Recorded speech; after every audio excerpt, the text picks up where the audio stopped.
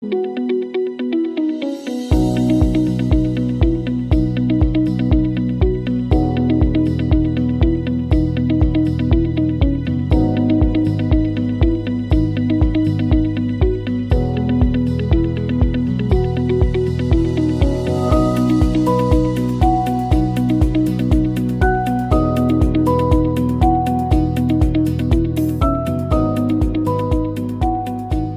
evening. I hope you are all enjoying this evening of peace. We appreciate your support and hope that you will be inspired by the evening. Tonight is a special night. We honor Noam Chomsky.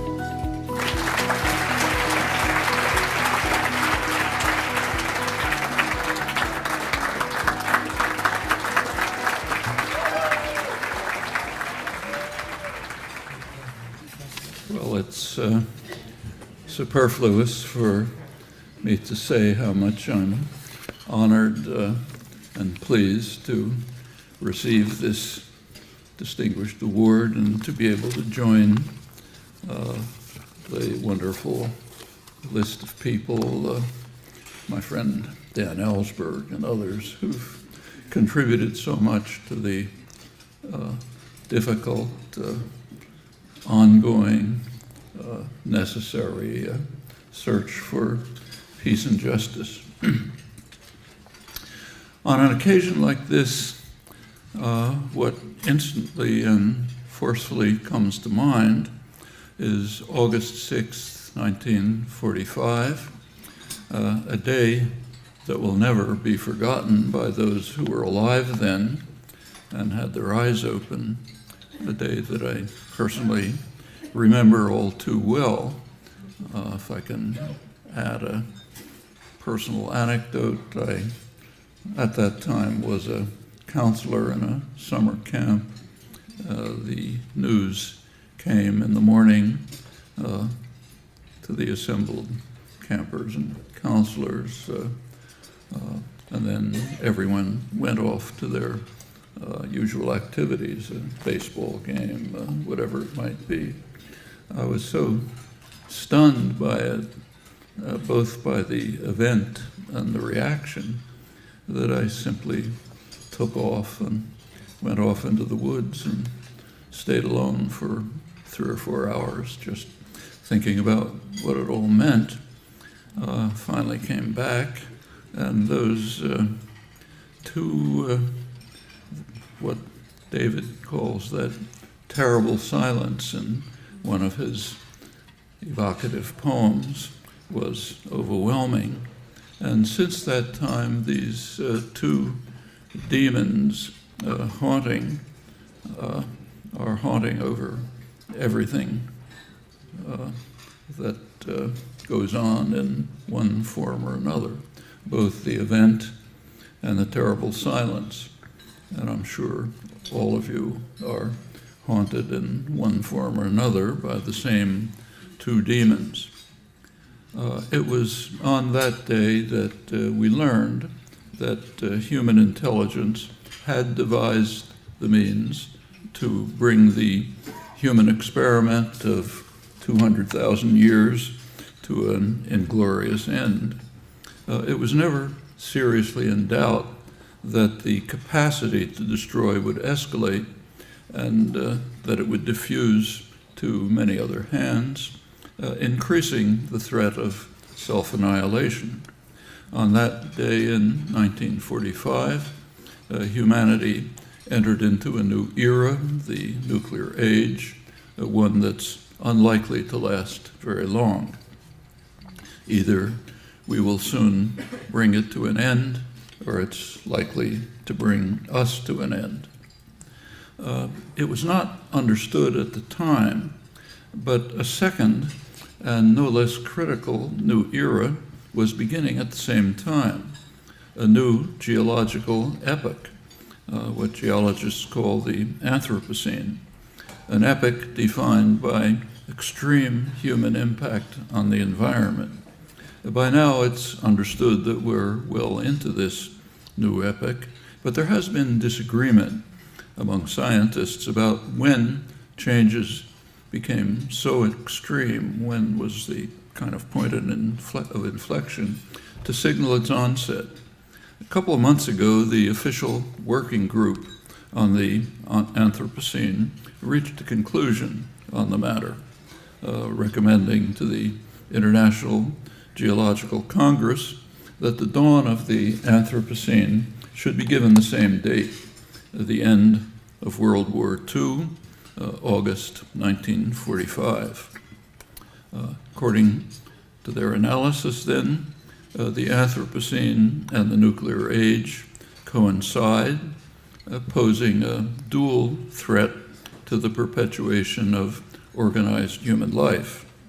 Both threats are severe and imminent, and neither receives a fraction of the attention it demands. Without exaggeration, we might identify the end of World War II as the moment when the lemmings in human form set off on their determined and disciplined march to the precipice. That kind of thought is what I found terrifying while sitting alone in the woods in August 1945, and now we know how much more serious it is. And it is impressive to watch how dedicated this march to self-destruction is. We've just been witnessing a remarkable demonstration of the dedication to this vocation. For the past several months, all eyes have been on the quadrennial electoral frenzy to determine who will lead the most powerful country in human history, the country that will set its stamp on what comes to pass. Issues, as you know, are barely discussed at all, and there has been scarcely a mention of the most important question that has arisen in all of human history, and that has to be answered very soon. Is organized human life going to survive?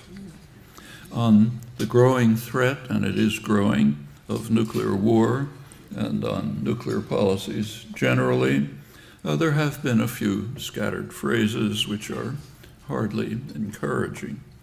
On destruction of the environment, one of the two political parties does, in fact, take a very clear position. We should do nothing, or it's not happening at all. During the Republican primaries, every single candidate denied that what is happening, with the exception of the sensible moderates, like Jeb Bush, who said that it's all uncertain, but we don't have to do anything because we're producing more natural gas thanks to fracking. Or John Kasich, the other moderate, who agreed that global warming is taking place, but added that, quoting him, "We're going to burn coal in Ohio, and we're not going to apologize for it. And in general, we should do nothing." The winning candidate, as you know, calls for rapid increase in use of fossil fuels, including coal, dismantling of all regulations, rejection of the commitment to help developing countries that are seeking to move to sustainable energy, and in general, racing to the cliff as fast as possible. And the effects have already been felt.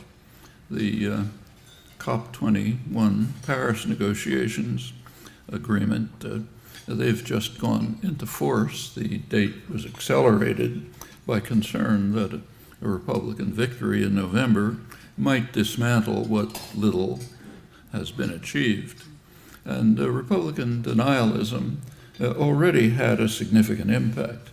It was hoped that COP21 would lead to a verifiable treaty, but that hope was abandoned because the Republican Congress would not accept any binding commitments. So what emerged was a voluntary agreement, evidently much weaker. Just a couple of days ago, a significant agreement was reached to phase down the use of hydrofluorocarbons, HFCs, super polluting greenhouse gases, much worse than CO2.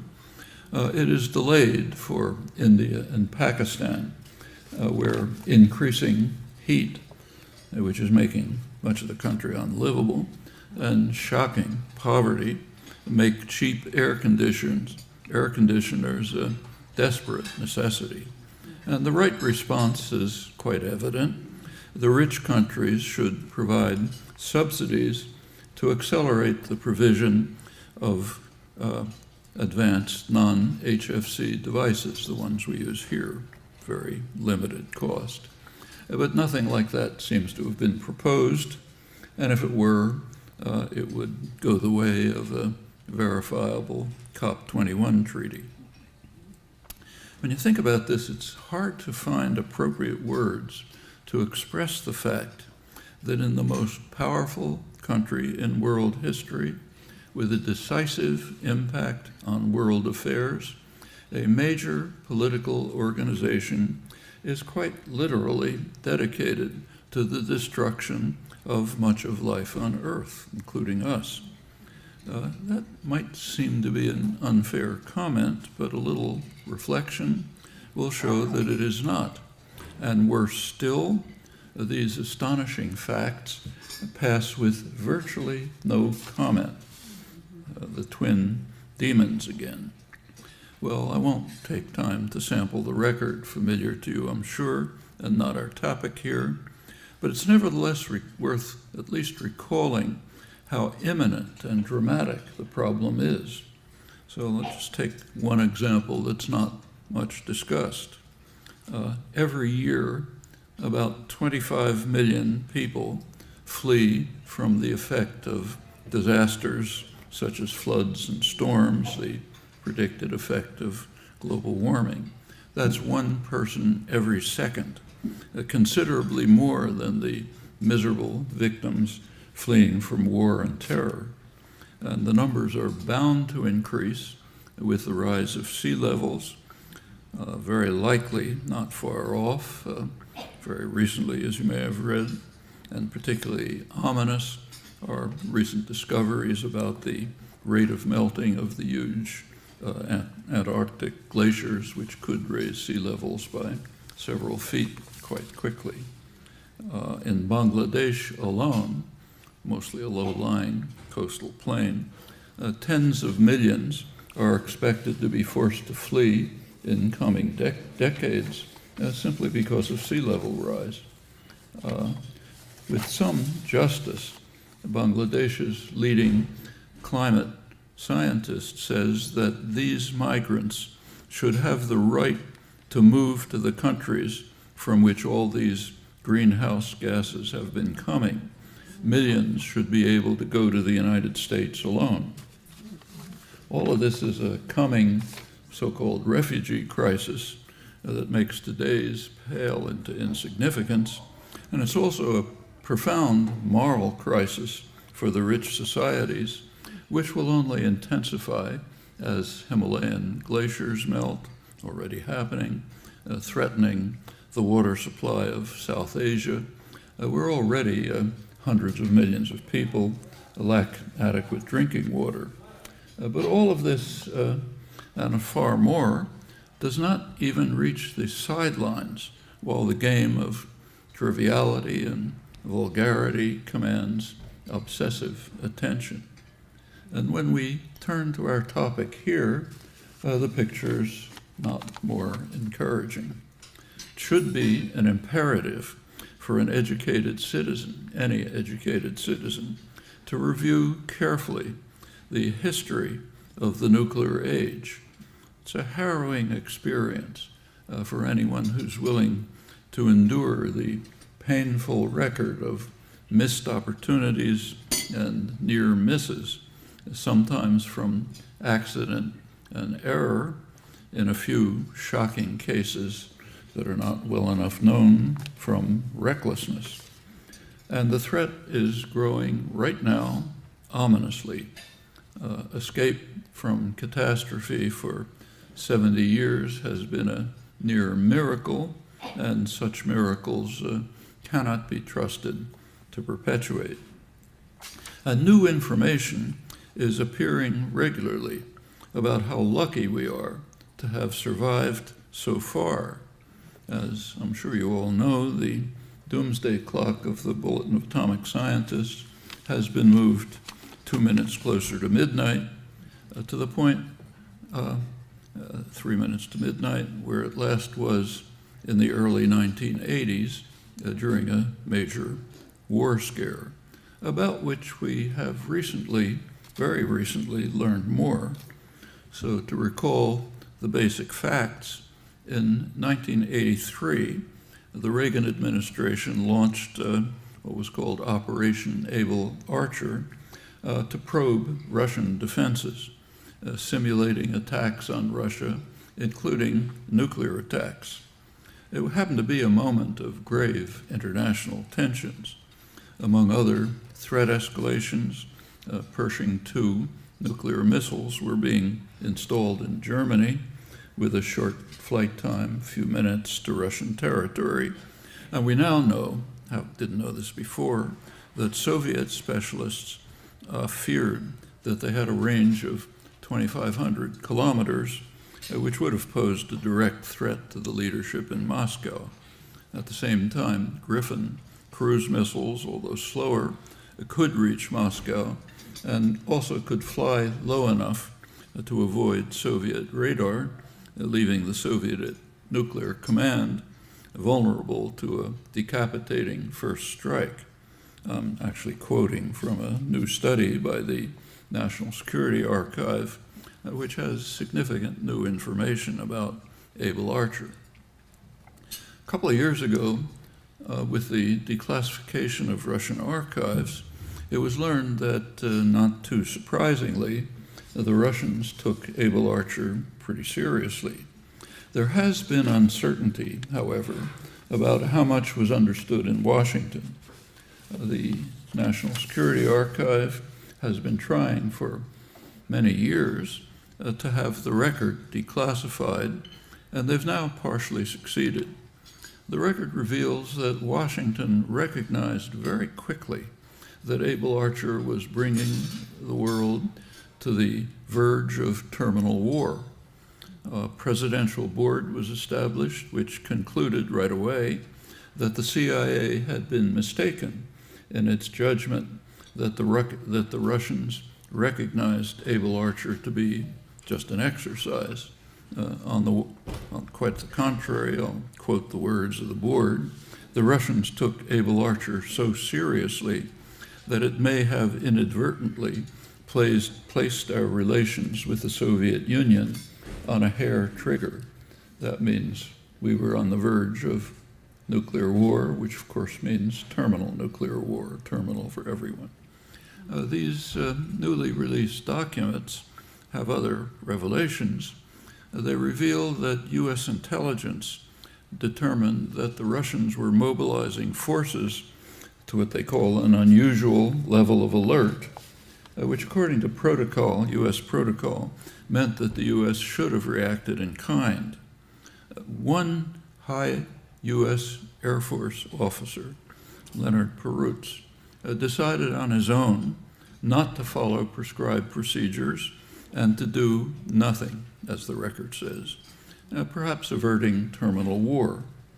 We already knew that shortly after this, Russian automated systems detected a massive U.S. nuclear attack, and the officer in charge, Stanislav Petrov, also decided to do nothing, instead of transmitting the information to a higher level, which might have triggered a massive nuclear strike.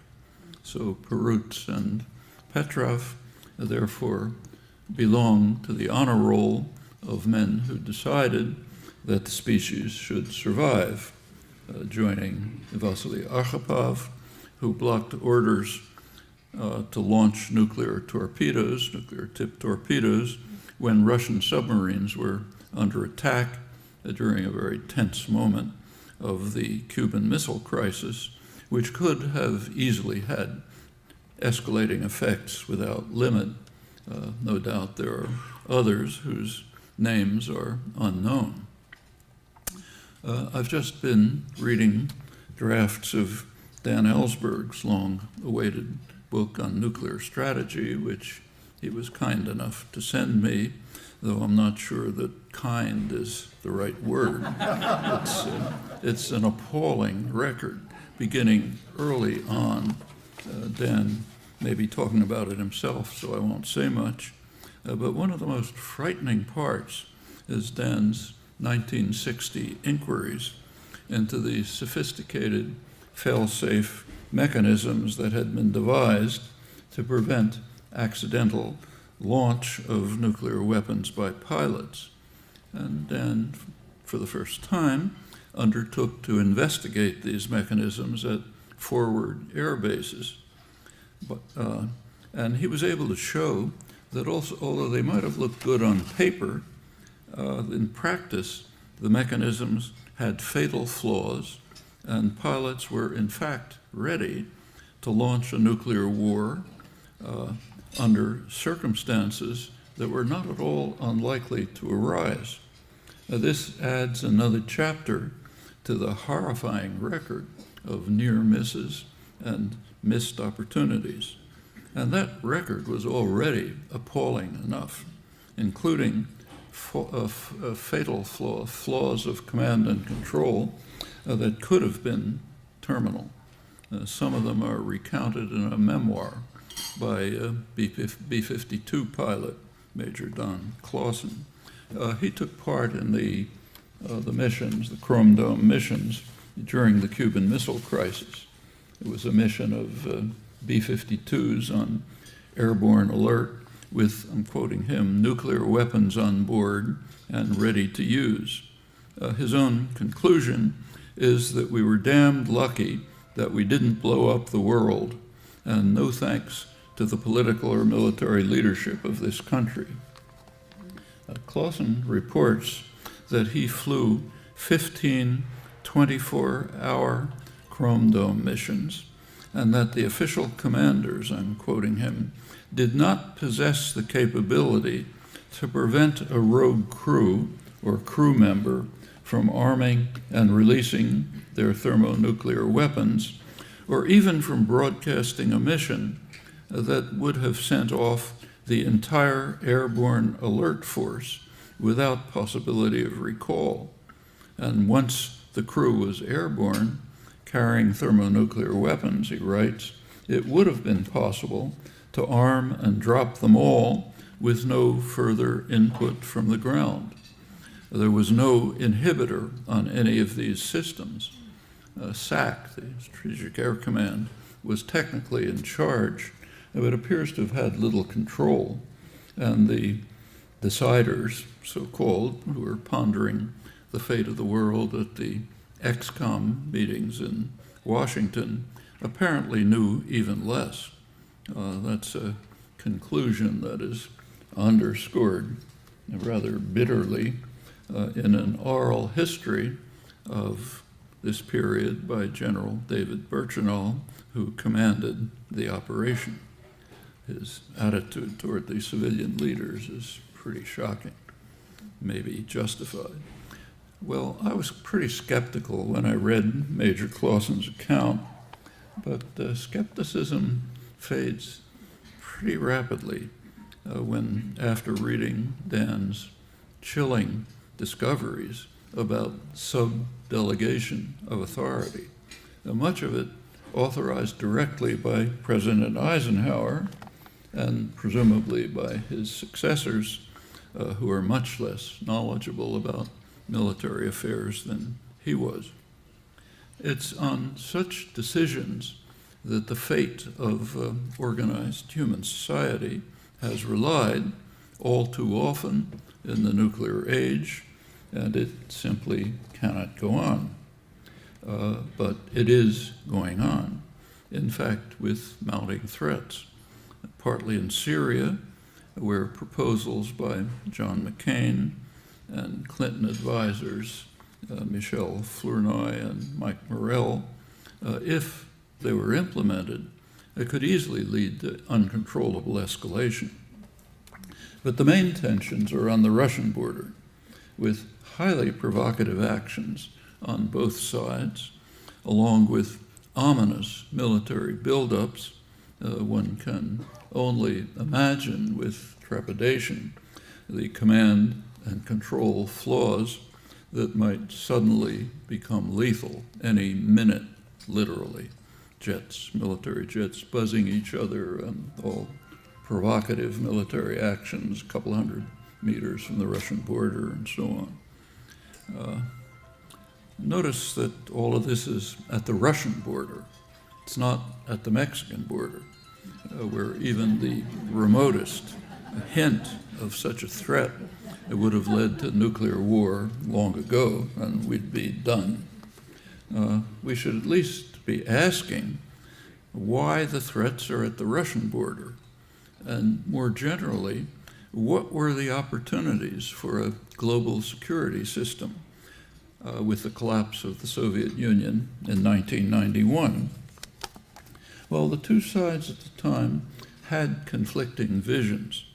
Gorbachev, for the Russians, called for dismantling of all military alliances and replacing them by a unified Eurasian security system which would integrate the former Soviet Union, collapsing at the time, and Western Europe. On the other side, President Bush and his Secretary of State, James Baker, had a different plan. NATO would expand while the Soviet system collapsed. What happened at the time has been the subject of a very interesting and searching scholarly inquiry, and there are some new and quite revealing discoveries. The issue, of course, was joined over the fate of Germany for obvious reasons. Gorbachev did agree to German unification, even German accession to NATO, a hostile military alliance, which is a pretty remarkable concession in the light of recent history. After all, earlier in the century, Germany alone had practically destroyed Russia twice, long history before that. But he did agree. There was, however, a quid pro quo. NATO would not extend 1 inch to the east. That's the phrase that was used in the negotiations. That meant to East Germany.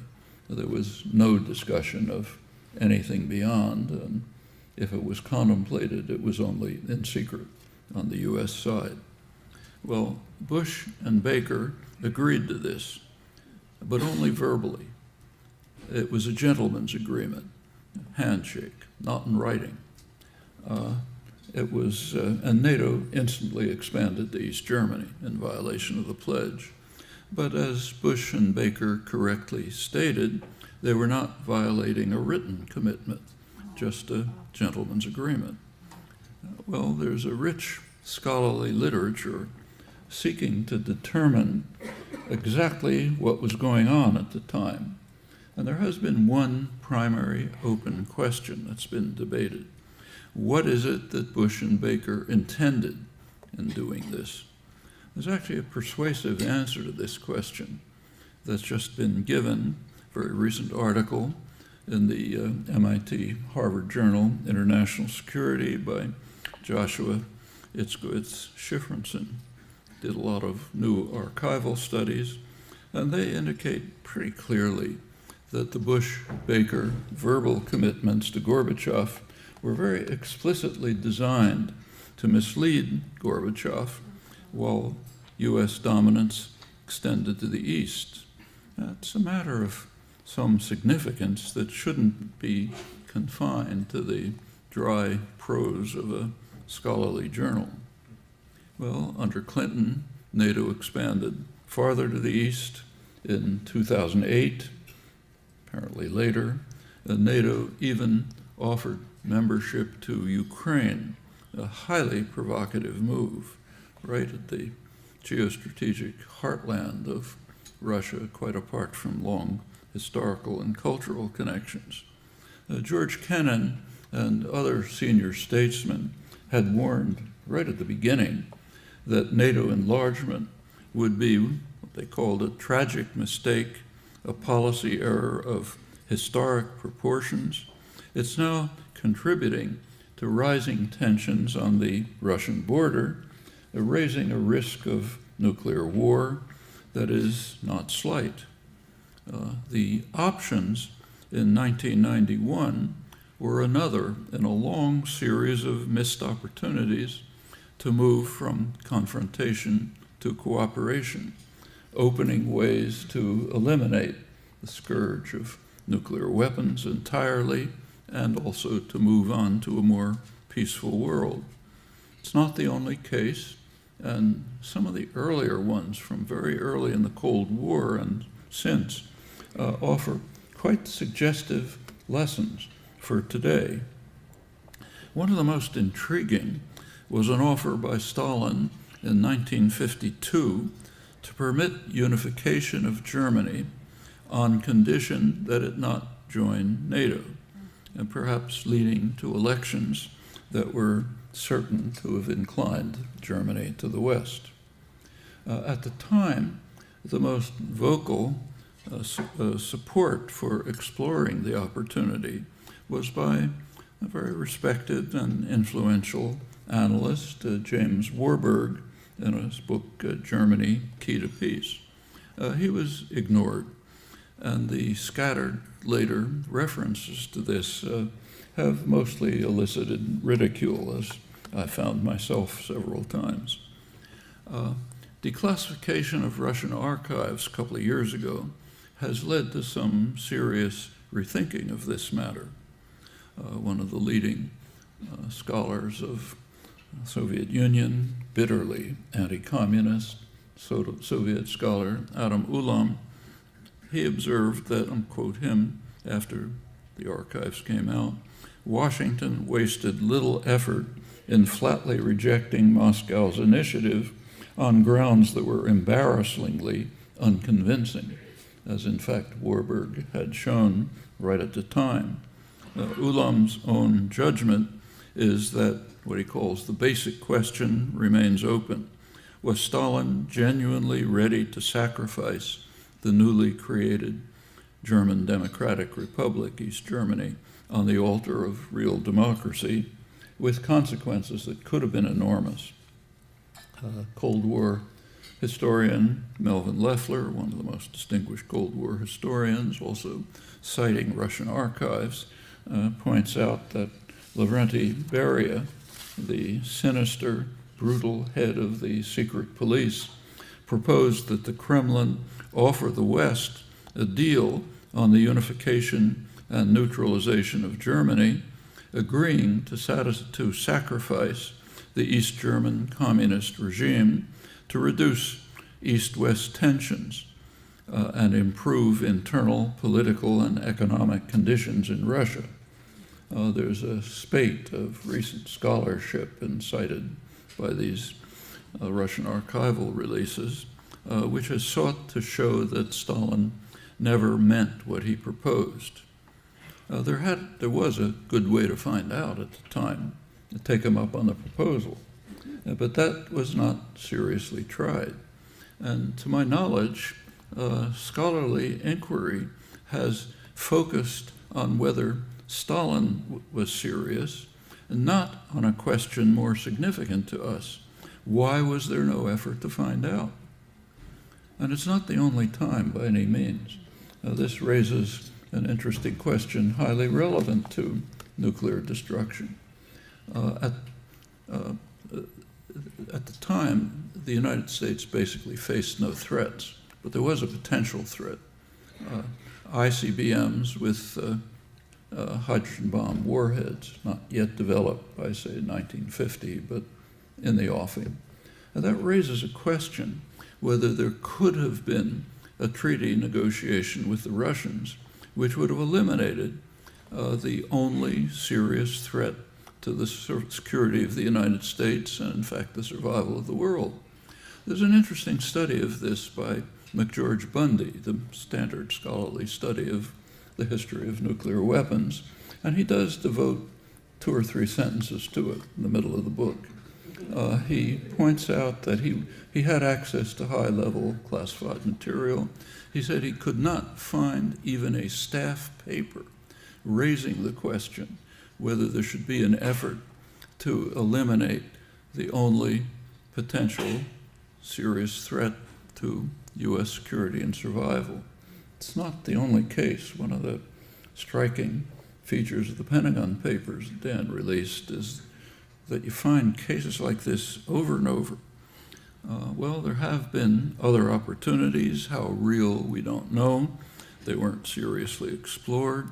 They provide a historical counterpoint to the abysmal record of incidents that were much too close to disaster to be tolerable, and both missed opportunities and threatening provocations are all too real today, posing challenges that should be the focus of concern for populations, policymakers alike, and certainly for all of us who hope to escape the threats, pursue the opportunities. The goal of abolishing nuclear weapons is not a utopian dream. It's been forcefully advocated by mainstream establishment figures, among them George Shultz, Sam Nunn, Henry Kissinger, William Perry, four signers of an op-ed in the Wall Street Journal calling for elimination of weapons altogether. Another respected national security expert, Bruce Blair, has formed a new organization called Global Zero, which calls for an international treaty banning nuclear weapons.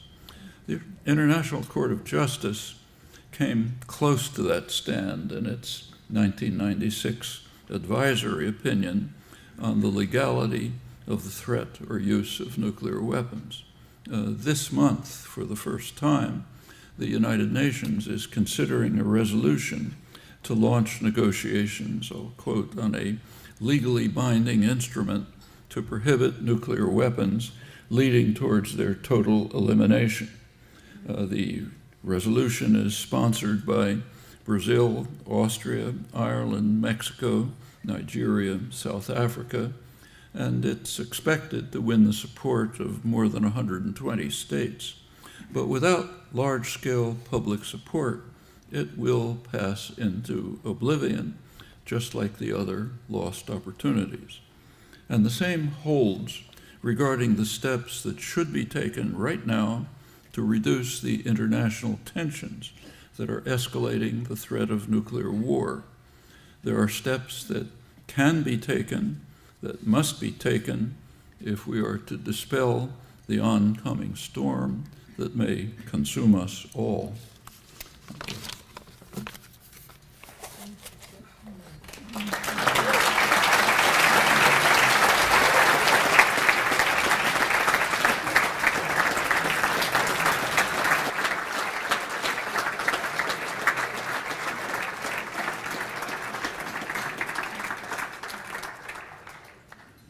On behalf of the Foundation, I want to thank Professor Chomsky for accepting the Distinguished Peace Leadership Award this evening and for his powerful talk. Let me take you back for just a minute to about 2,400 years ago.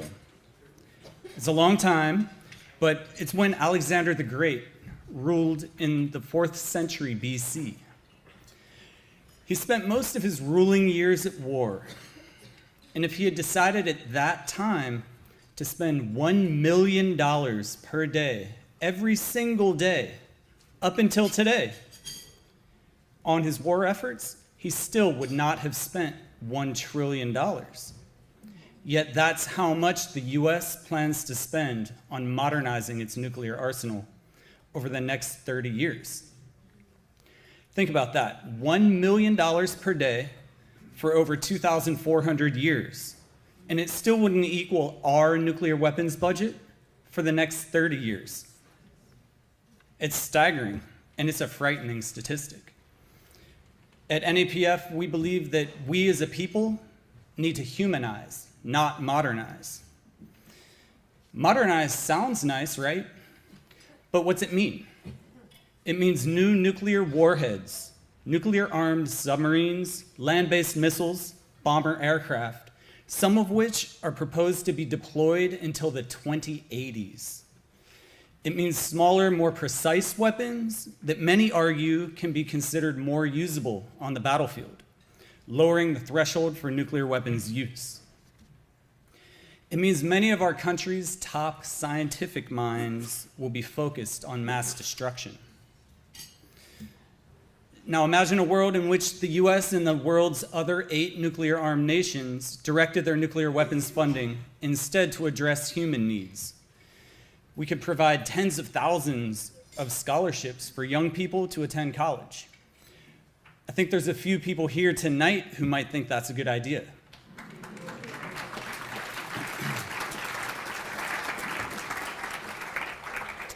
We could transform our fossil fuel economy in order to stave off the worst effects of man-made climate change. We could pay more for teachers and even pay them what they're worth. Yeah.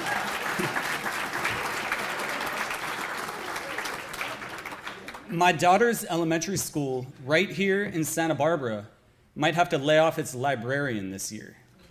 It's not okay.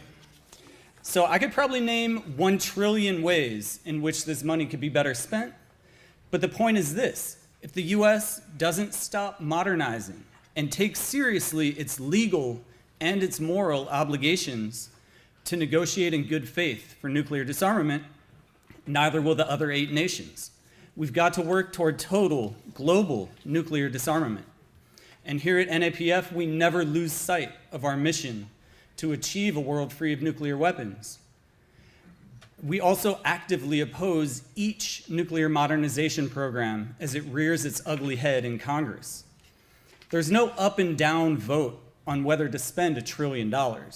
It comes in many pieces over many years, and we need your support to keep it from moving ahead. Now, Professor Chomsky relayed some shocking information tonight in his talk. And now that you know, I ask you to please join us. Sign up for our Action Alert Network at wagingpeace.org or at our information table in the back of the room. Share the information from our website or information that you pick up here with your friends and family. At the opening of his talk tonight, Noam Chomsky said that we will soon bring the nuclear age to an end, or it will bring an end to us. So will we modernize our nuclear weapons, or will we humanize our society and make the world a better place for everyone? We can't have it both ways. Thank you all again, and good night.